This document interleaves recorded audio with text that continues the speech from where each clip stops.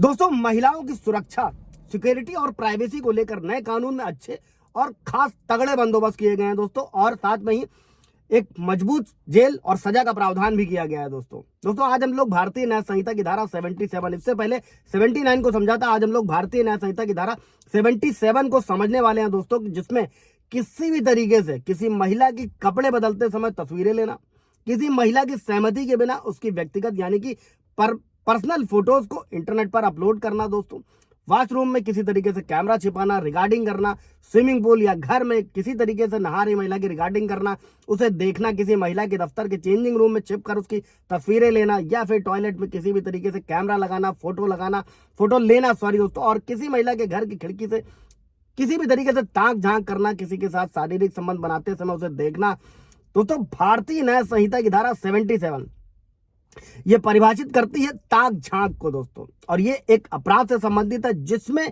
किसी भी महिला की प्राइवेट एक्टिविटीज यानी कि निजी गतिविधियों को बिना उसकी जानकारी के और अनुमति के देखना, रिगार्ड करना, उसकी तस्वीरें लेना, ये सब अपराध की श्रेणी में दोस्तों, जिसमें महिला ने सहमति नहीं दिया। फॉर एग्जाम्पल इसको ऐसे समझिएगा कि अगर कोई व्यक्ति किसी महिला की नहाते हुए या फिर कपड़े बदलते समय या फिर बिना उस महिला की अनुमति के छिप कर उसका वीडियो बनाता है, रिकॉर्ड करता है, तो उस पर भारतीय न्याय संहिता की धारा 77 के तहत कार्रवाई की जाएगी दोस्तों। जय नमस्कार, मैं एडवोकेट आशीष मिश्रा। लाइक कर दीजिएगा, शेयर कर दीजिएगा, सब्सक्राइब कर दीजिएगा ताकि इंफॉर्मेशन और महिलाओं को मिल सके दोस्तों, वो जागरूक हो सके। इसी के साथ में दोस्तों, कोई भी महिला जिसे फ्री एडवोकेट चाहिए, लीगल सहायता चाहिए दोस्तों, उसके लिए आप नालसा की वेबसाइट पर जा सकते हैं, वहां पर फ्री सर्विस दिया जाएगा।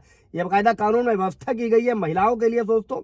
इससे रिलेटेड अगर कोई सवाल जवाब होगा आप लोगों का तो कमेंट में पूछ लीजिएगा। अभी हम लोग बढ़ते हैं भारतीय न्याय संहिता की धारा 77 के तहत, इसमें क्या सजा है, जुर्माना है, क्या प्रावधान है, जमानत कैसे मिलेगी दोस्तों। भारतीय न्याय संहिता की धारा 77 के तहत महिलाओं की गोपनीयता यानी कि वुमेन्स प्राइवेसी का अगर कोई उल्लंघन करने का दोषी यानी गिल्टी पाया जाता है तो ऐसे में सख्त से सख्त सजा का प्रावधान किया गया। इसलिए अगर कोई व्यक्ति इस अपराध को करने का दोषी पाया जाता है तो पहली बार पकड़े जाने पर इस अपराध की सजा के तौर पर कम से कम 1 साल की जेल, जिसे अधिकतम 3 साल तक बढ़ाया जा सकता है दोस्तों। और उसके साथ में जो दोषी व्यक्ति होगा उस पर जुर्माना भी लगाया जा सकता है, और जिसकी राशि जो होगी दोस्तों, जुर्माने की राशि, वो कोर्ट द्वारा निर्धारित की जाती है दोस्तों, कोर्ट द्वारा डिसाइड की जाएगी। लेकिन यदि वही व्यक्ति दोस्तों अगर इसी एक्ट को, इस कार्यवाही को यानी कि इस अपराध को दोबारा करता है और 77 के तहत दोषी पाया जाता है तो कम से कम 3 साल की कैद की सजा दी जाएगी, जिसे 7 साल तक बढ़ाया जा सकेगा दोस्तों। और इसके साथ में दोषी व्यक्ति पर जुर्माना भी लगाया जा सकता है।